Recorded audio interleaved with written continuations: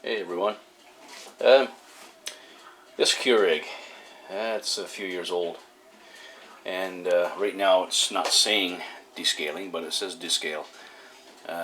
So I've been running some white vinegar through it. Basically, I fill up the container probably maybe a little less than half, and I run pure vinegar through it.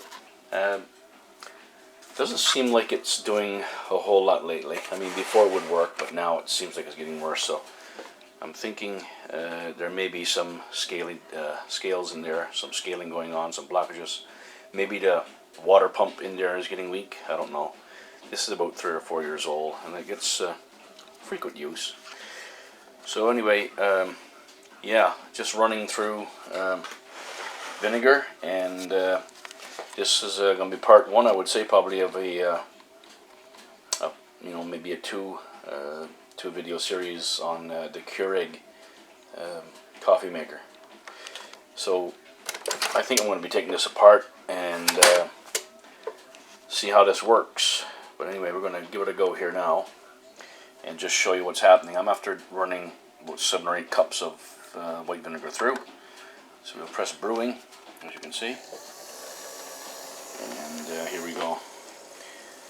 It's actually taking down the water. That pump that hauls it in seems to be working okay.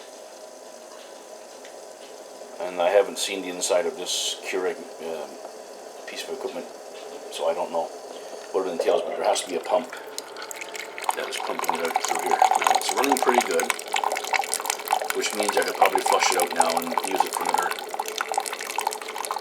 month or so, but then it seems to want to not work anymore again. This is discale and this slows down, but this is actually running. I did leave the vinegar in for a long time, just let it sit there, heat up, and kind of sit and do its thing. You can see it's slowing down a little bit, but I am managing to get some, you can manage to get a cup of coffee out of it once you flush it through several times with water. So we'll see where this goes.